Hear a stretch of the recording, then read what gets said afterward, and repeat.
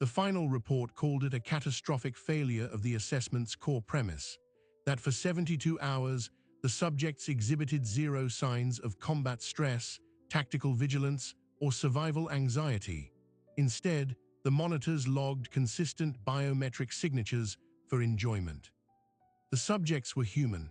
The assessment was the Galactic Federation's AGOJ protocol, a 3-day nightmare of extreme weather, hostile flora, and mental warfare designed to break elite special operatives.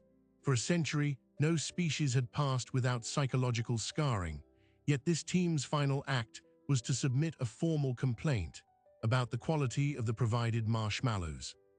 To understand the scale of the miscalculation, you must first understand the AGOJ. Created by the Strategy and Conditioning Directorate, its purpose was not to train, but to expose a fundamental flaw.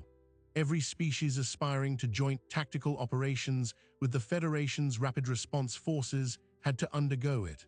The logic was Darwinian, but applied to entire civilizations.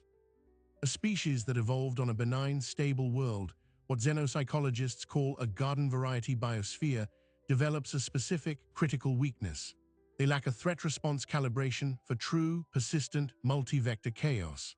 Their psychology is built on the assumption of a baseline safety that simply doesn't exist on a galactic scale. The AGOJ was a controlled demolition of that assumption. For 72 standard hours, candidates are deposited, alone, into a bioengineered death zone on the planetoid KX-77. The environment isn't just hostile, it's maliciously intelligent. The weather doesn't follow patterns, it attacks in opportunistic bursts, acidic downpours that seek gaps in shelter, wind shears that target structural weak points. The flora is semi-sentient and predatory. What looks like a fruit might inject paralytic toxins, a vine might constrict, a patch of moss might secrete flesh-dissolving enzymes. And woven through it all is a pervasive psychic dampening field, a low-grade telepathic scream designed to induce paranoia, erode rational thought, and amplify every twinge of fear into a crescendo of terror. The goal is to trigger the cascade failure of an individual's composure, to see what breaks first, their body or their mind. The scoring was equally brutal. It wasn't about success in tasks, but about degradation of performance. Evaluators, hidden in orbital stealth pods, tracked 1,000 biometric and behavioral metrics: heart rate variability, cortisol spikes, microexpressions of despair, the efficiency of tool construction, the rationality of risk assessment. A candidate who built a perfect shelter but showed a 15% increase in panic biomarkers after a simulated predator call would fail. The protocol had a passing threshold, but in a century of testing, only 17% of individuals from over 40 species had met it. No entire team had ever passed. The official conclusion was that garden world psychology was intrinsically unsuited for frontline cosmic conflict. It was a cold, hard, data-driven prejudice. Enter humanity. First contact was, by galactic standards, unremarkable. The initial survey reports from the Jex Combine were condescending, technologically adolescent, post-scarcity aspirational, psychologically complex, with noted intraspecies conflict history. Standard bureaucratic language meaning, clever monkeys who fought amongst themselves but lived on a nice, wet rock. They were categorized as a garden-variety biosphere, Tier 3. A non-threat, a future cultural affiliate, maybe a minor resource partner in a few centuries. The file was shelved. Then the incident at the Lytton Relay Station happened. A catastrophic containment failure in the main reactor. Radiation, rapid decompression, atmospheric fires. Standard procedure for every other species present, including the Vulpin battle clans renowned for their courage, was immediate evacuation to survival pods. The station's 12 humans didn't evacuate. According to the sensor logs and the stunned testimonies of the Vulpin flight crew, the humans did something inexplicable. They formed ad hoc teams. They used their knowledge of the station's non-standard architecture, knowledge gained not from manuals, but from what they called screwing around during the night shift. They patched leaks with epoxy and cloth from their own uniforms. They manually rerouted coolant lines through access shafts everyone else had deemed impassable due to claustrophobic stress triggers, and they did it while cracking jokes on the internal comms. The station was saved with minimal loss of life. The Federation's initial report listed the cause as statistical anomaly and improbable technical familiarity. But the Vulpin filed a separate, confidential addendum. Their commander, a grizzled veteran of the asteroid wars, wrote a single, baffled line that would eventually land on the desk of Director Vorlak of the Conditioning Directorate. They did not behave as beings in survival mode. They behaved as beings solving a stressful puzzle, but a puzzle nonetheless. Their fear metrics were present, but subordinate. We require clarification. Director Vorlak, a being of pure crystalline logic, despised anomalies. Anomalies were flaws in the model. The human file was reopened. Deeper behavioral analysis revealed a tapestry of contradictions. Their history was a chronicle of apocalyptic violence, yet their dominant cultural narratives were about cooperation and hope. They willingly sought out and paid for experiences that simulated extreme danger, free fall, wilderness isolation, simulated combat, and called it recreation. Their physiological readings during these activities were the clincher. While a Vulpin's stress hormones would spike and plateau in a dangerous simulation, a human's would spike, then often trend downward while the danger remained. Their brains were not just enduring threat, they were, in some cases, learning to enjoy the processing of it. Vorlak's hypothesis was radical. What if the garden world classification was wrong? What if Earth, with its wild temperature swings, its tectonic violence, its predatory megafauna and constant microbial warfare, wasn't a garden at all? What if it was, by galactic standards, a barely classifiable hellscape that had simply conditioned its inhabitants to perceive chaos as Tuesday? The Agoj Protocol was the perfect instrument to test this. It was designed to break garden world psychology. If humans broke, the model held. If they did not, a test group was assembled, not human soldiers at their own request. The United Earth Council, wary of militaristic posturing, insisted on sending a civilian team. Their proposal was absurd, a mixed-gender group of 6, whose credentials included wilderness survival instructor, structural engineer, former search and rescue volunteer, and botanist with foraging expertise. To Vorlak, it was a farce. These were not warriors. They were specialists in mundane, primitive skills. He approved it immediately. The contrast would make their inevitable psychological collapse even more instructive. The stage was set on KX-77. The evaluators in their orbital pods calibrated their sensors. The humans were dropped into the designated nightmare zone with basic survival kits. The 72-hour clock started, and from minute 1, the data stream began telling a story that made no sense. The first anomaly was acoustic. The psychic dampening field on KX-77 typically induces silence. Species become paranoid. Communication breaks down into terse whispers.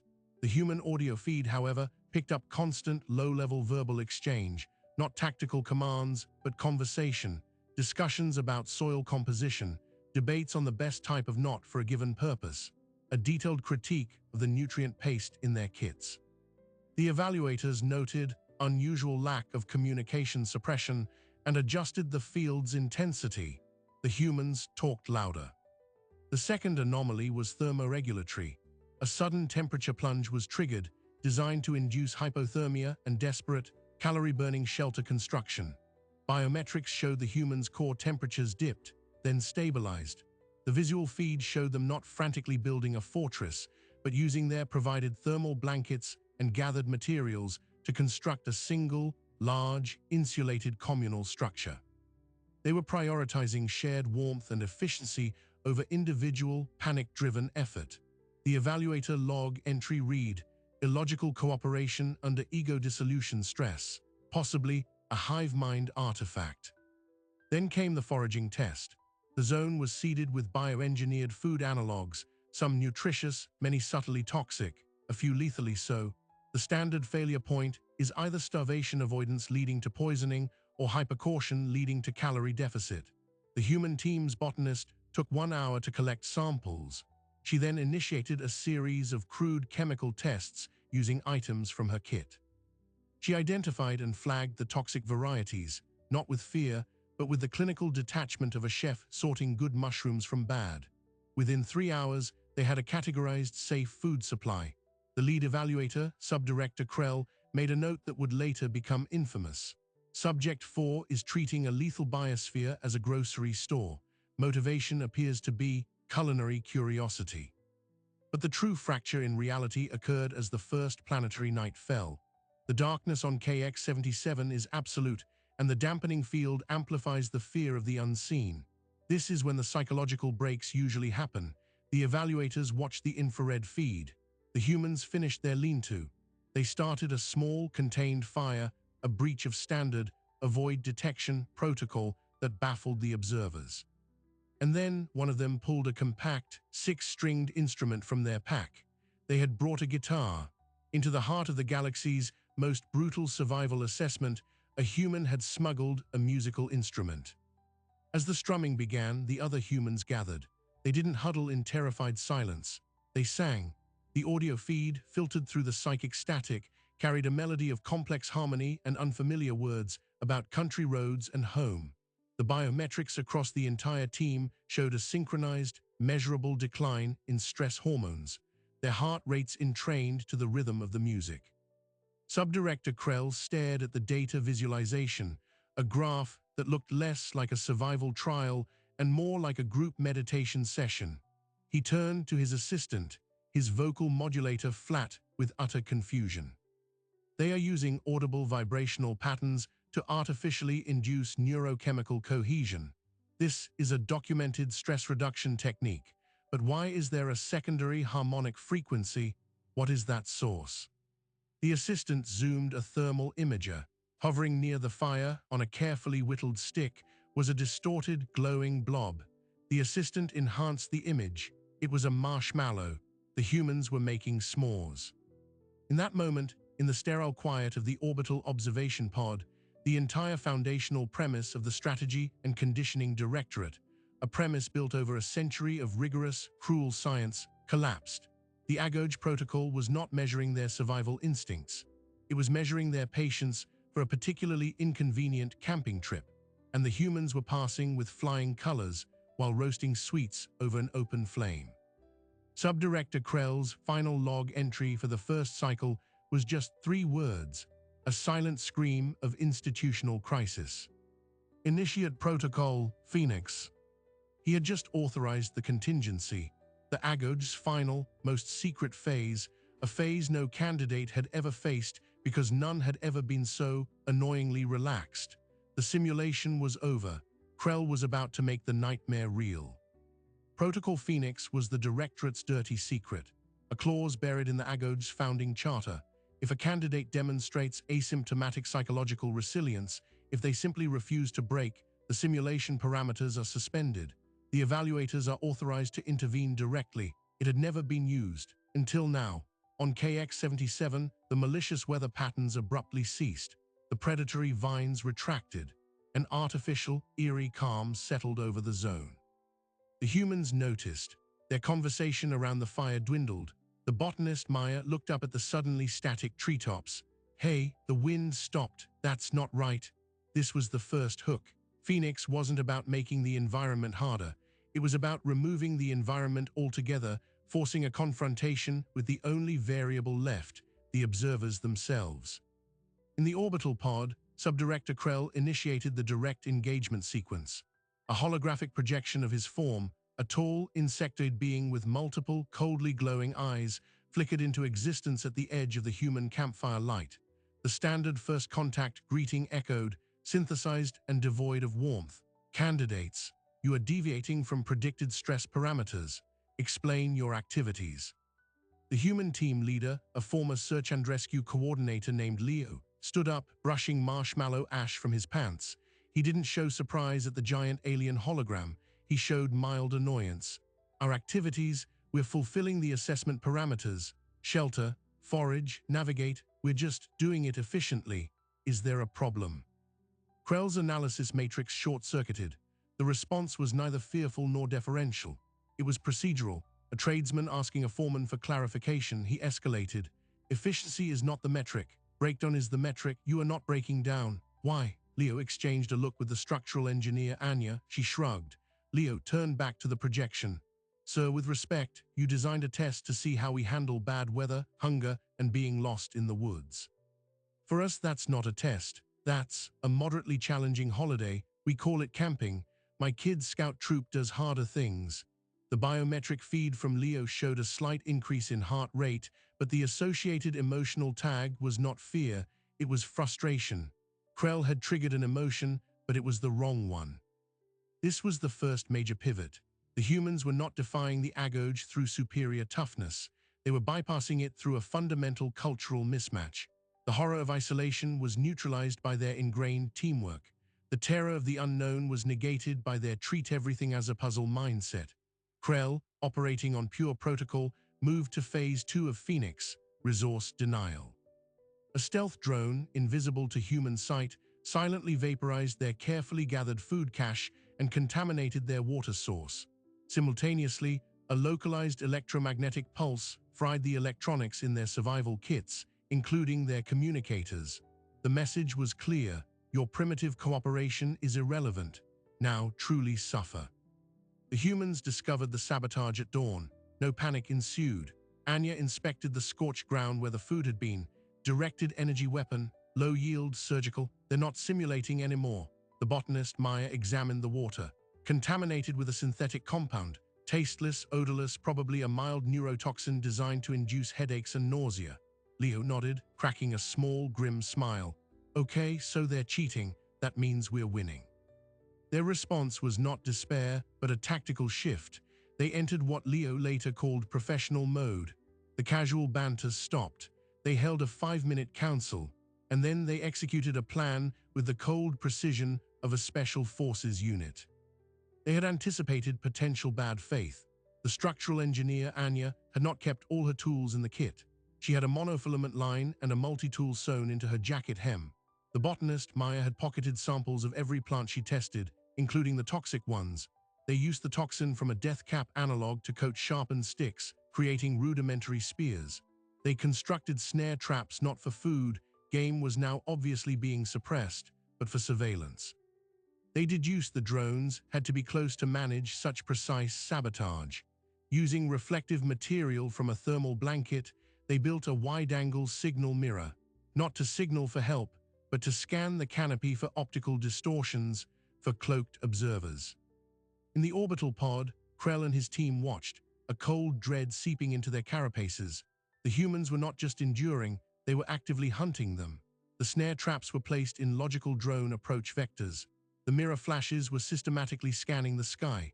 The evaluators were now forced to maneuver their observation drones to avoid detection, turning a passive monitoring operation into a tense game of cat and mouse, where they felt like the mice.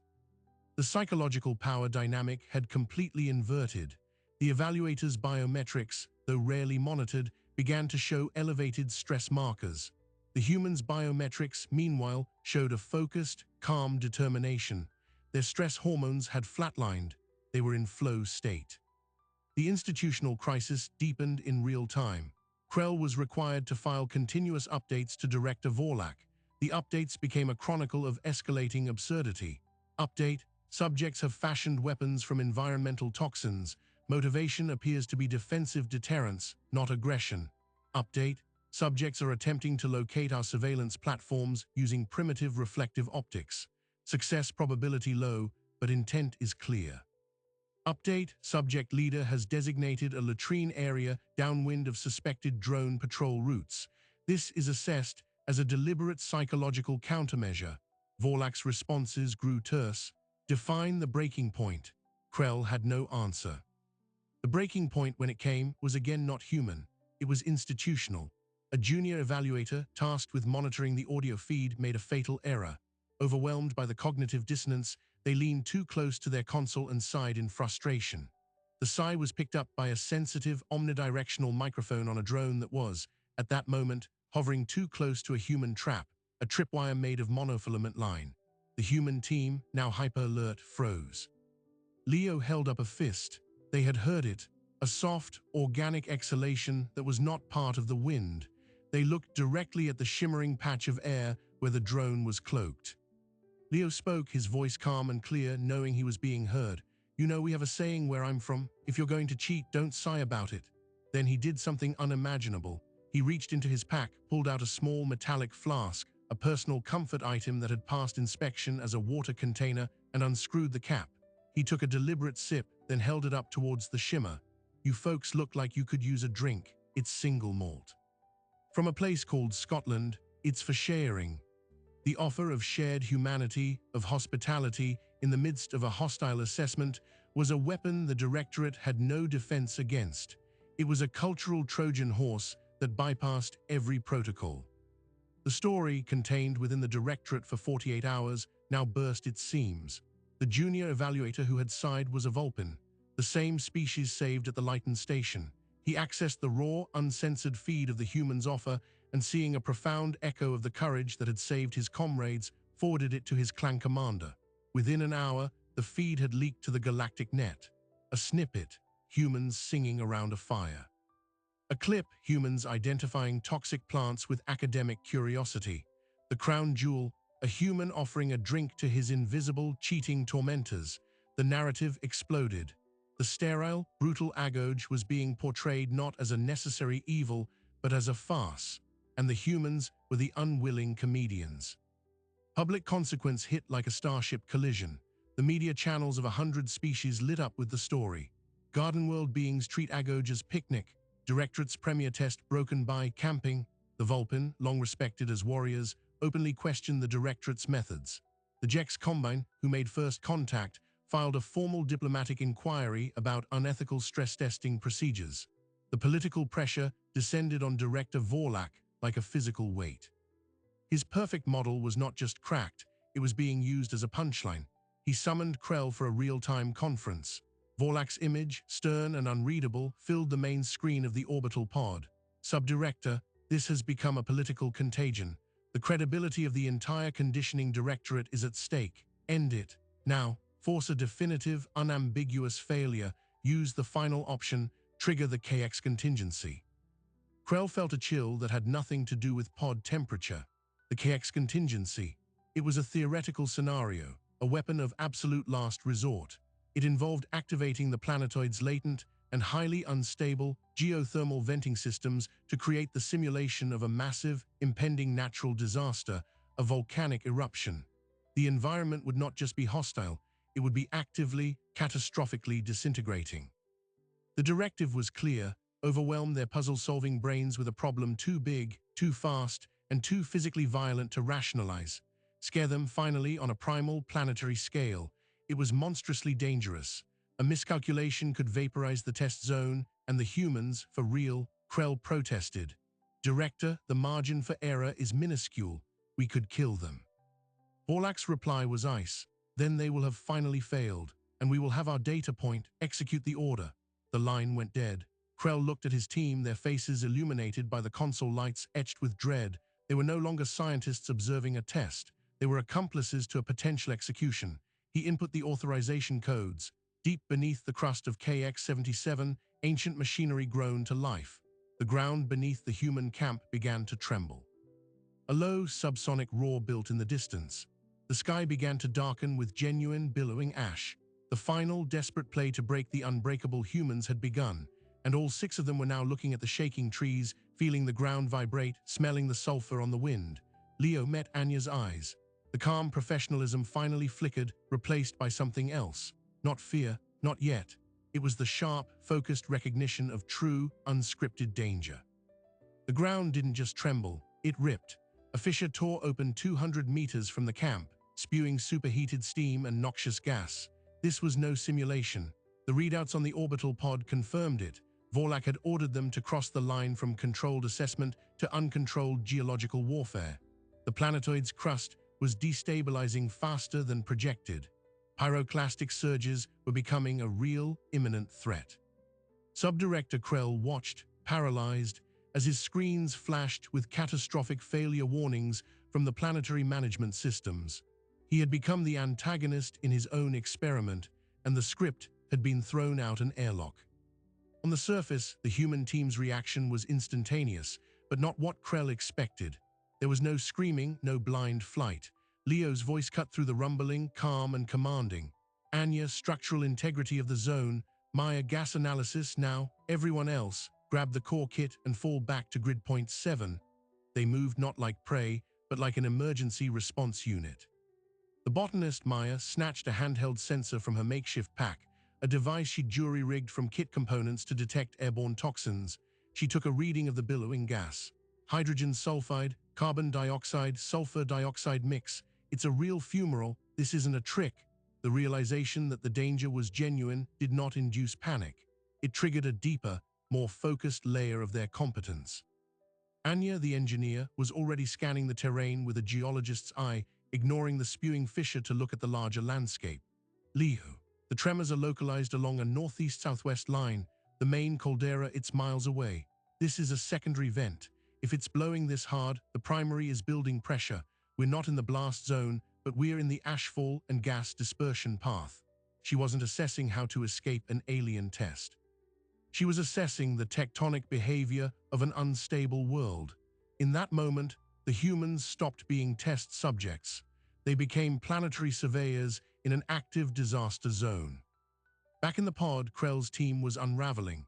Subdirector, their stress biomarkers, they're spiking, but in the wrong categories.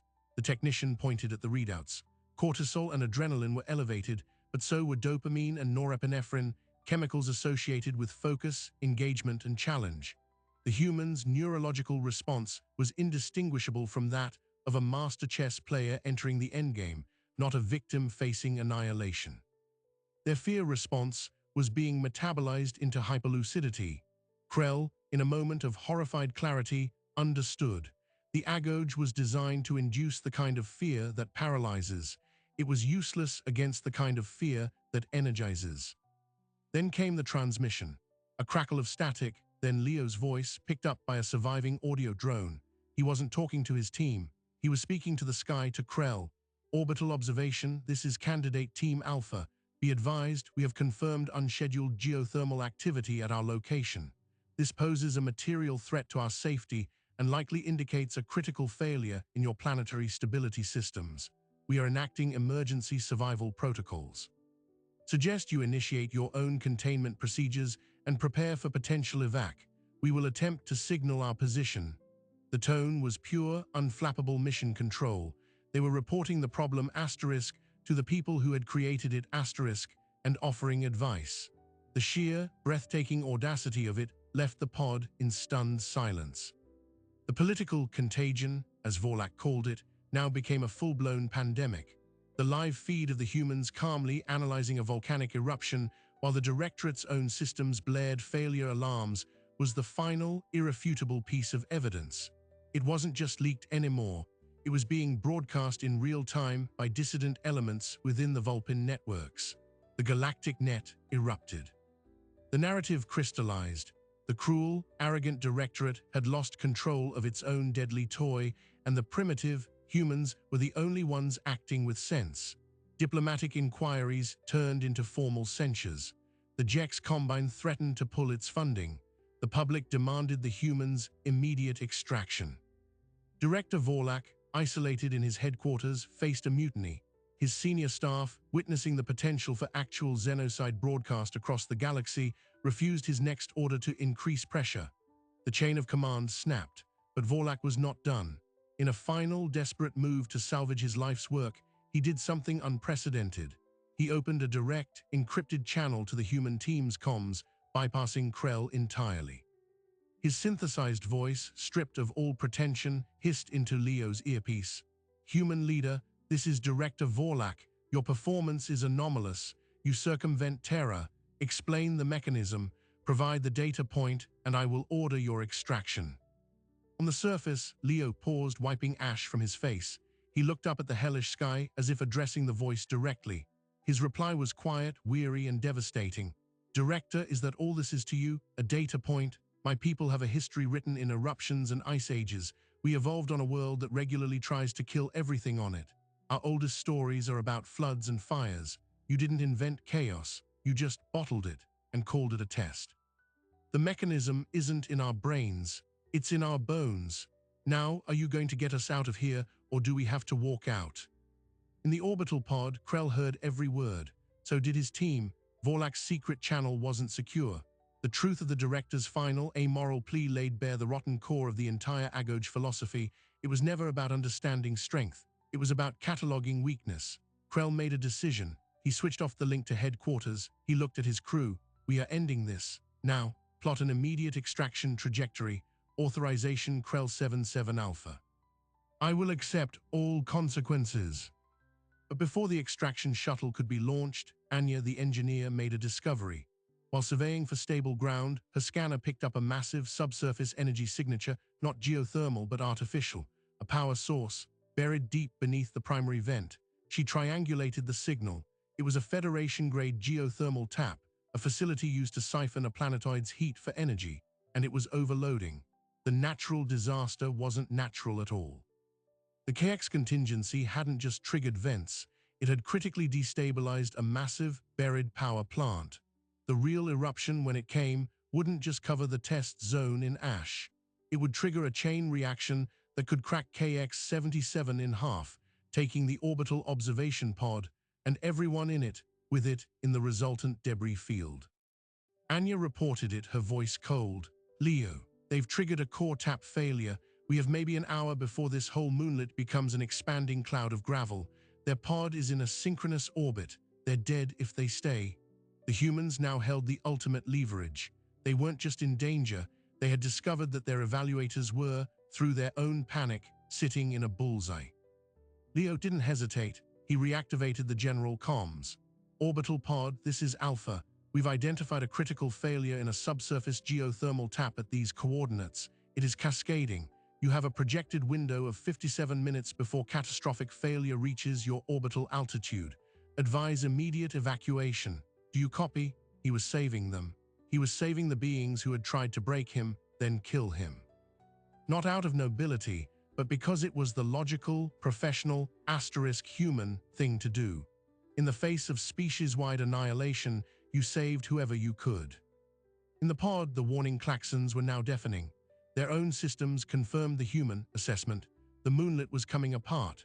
Krell stared at the feed of Leo's ash-streaked face, delivering their death sentence and their only chance at life with the same flat competence. The hierarchy, the protocol, the century of doctrine, it all dissolved into meaningless noise. The only clear signal in the universe was coming from 6 apes on an exploding rock. He opened the channel, his voice stripped of all its official detachment. It was just a voice, full of awe and shame. We copy, Alpha, thank you. Extraction shuttles are inbound for your position, and we are evacuating. As the shuttles screamed into the atmosphere and the pod's engines fired for emergency escape, the final, most profound data point was recorded. The humans, seeing the rescue ships approach, did not cheer or collapse. They secured their sight, they doused their fire, they packed their meager gear, and as the first shuttle touched down, Leo turned to his team, a faint, tired smile on his face. All right, camping trip over, let's go home. The gap between the alien concept of a survival hellscape and the human concept of a recreational outing had just been measured. It was the distance between a psychological breakdown and a slightly early pack-up, and it had shattered an institution. As the shuttles lifted off, leaving the convulsing moonlit behind, the humans looked out the viewports not at the apocalyptic spectacle, but at the stars, already debating where to get a proper meal. The assessment was over. The real reckoning was about to begin. The shuttles docked not with a military vessel, but with the Jex Combine cruiser Harmonious Insight. The humans were met not by evaluators, but by medics, diplomats, and a wall of flashing media drones. They had left Earth as obscure civilian volunteers. They returned to galactic civilization as the most famous beings in 100 light years. The first question shouted wasn't about survival tactics. It was, is it true you sang songs? The story was already complete, and humanity had been cast in the role of the humble, competent, and inexplicably cheerful underdog. The data was irrelevant. The legend was already being written. The institutional collapse was swift and total. Director Vorlak was placed under Federation custody before the debris from KX-77 had finished cooling.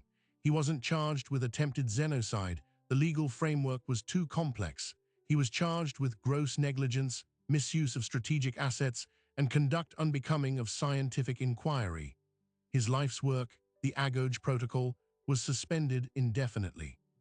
The Strategy and Conditioning Directorate was dissolved, its functions absorbed by a new, civilian-led body called the Cross-Species Adaptive Readiness Institute.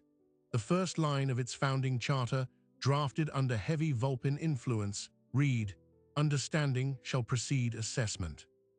Subdirector Krell, the man who had sighed and then rebelled, became the star witness.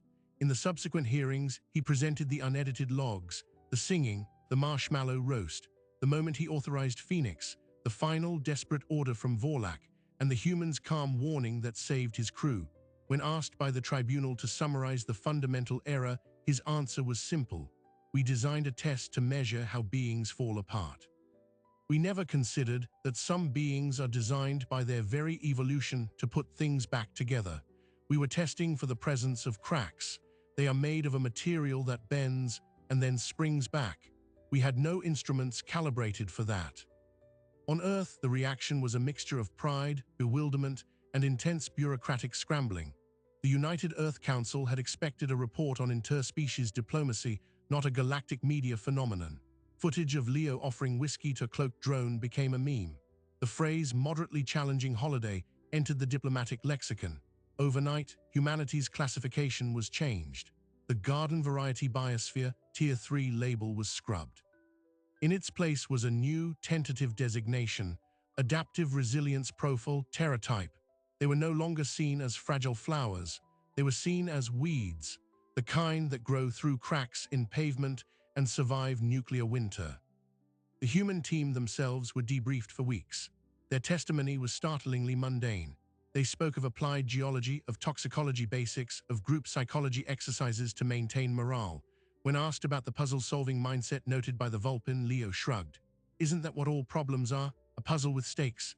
If a wall is in your way, you don't have a crisis. You have a wall problem. You go over, under, around, or through. You just need to pick the best tool.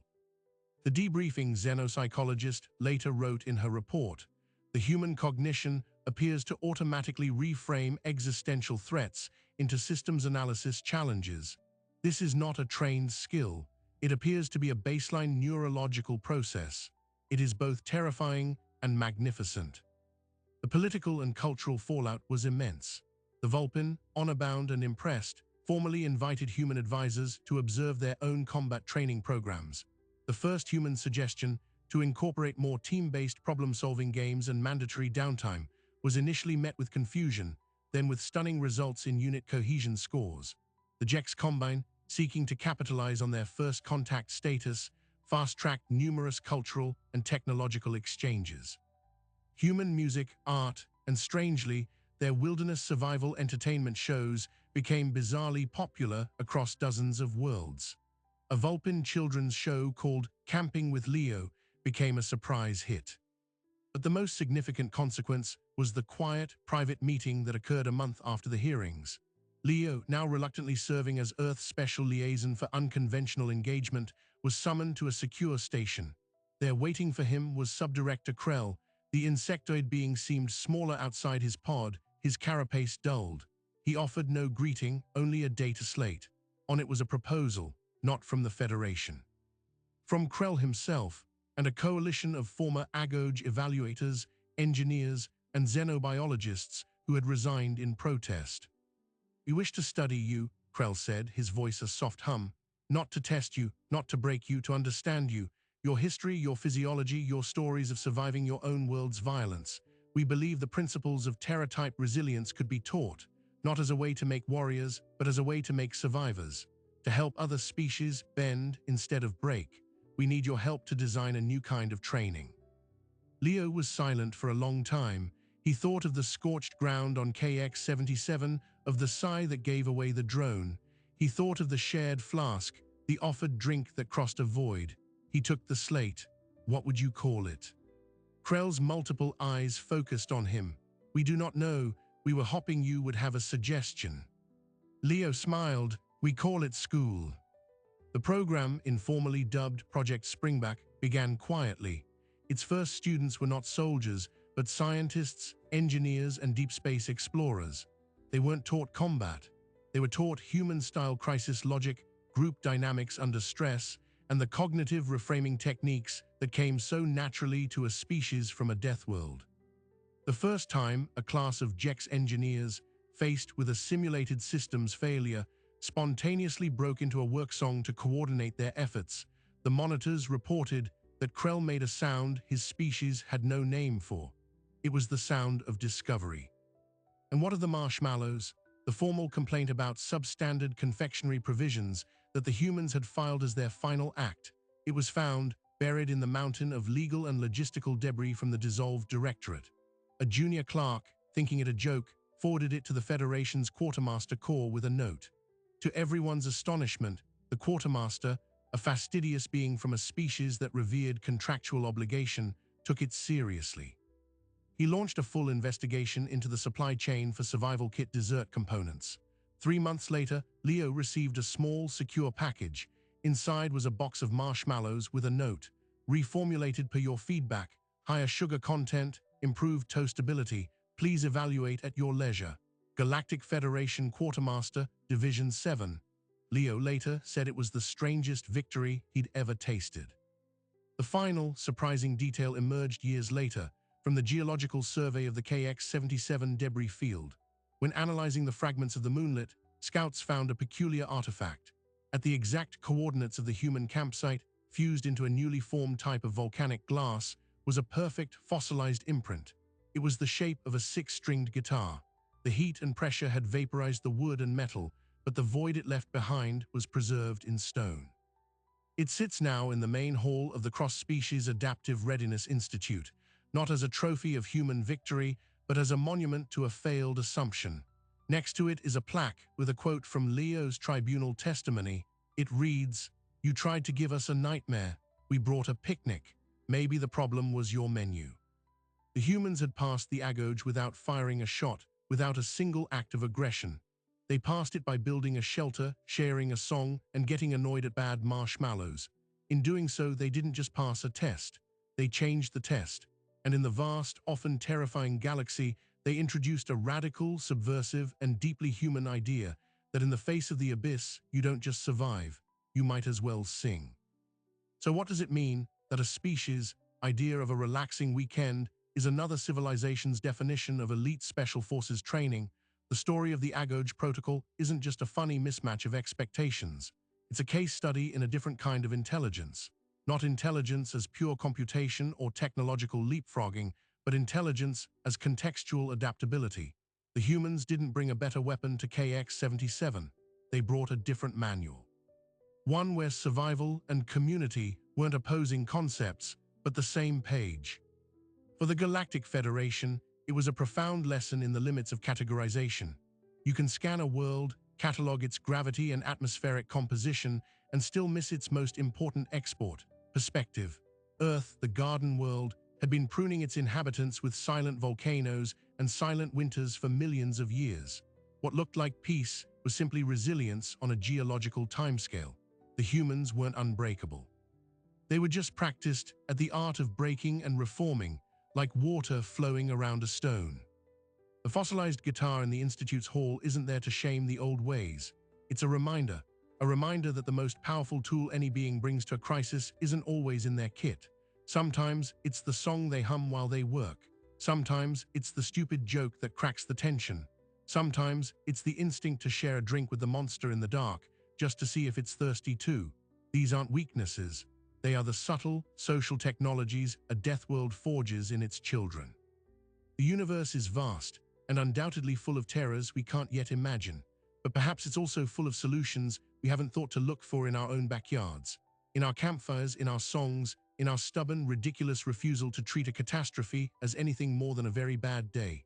The final report on humanity wasn't written by Director Vorlak. It was written around a fire with a slightly out-of-tune guitar, and it concluded with a complaint about dessert. And in its own strange way, that might be the most hopeful thing the stars have ever heard. If you found a new perspective in this story, consider subscribing for more deep dives into the unexpected corners of history, science, and what it means to be human in a strange cosmos. Thanks for watching.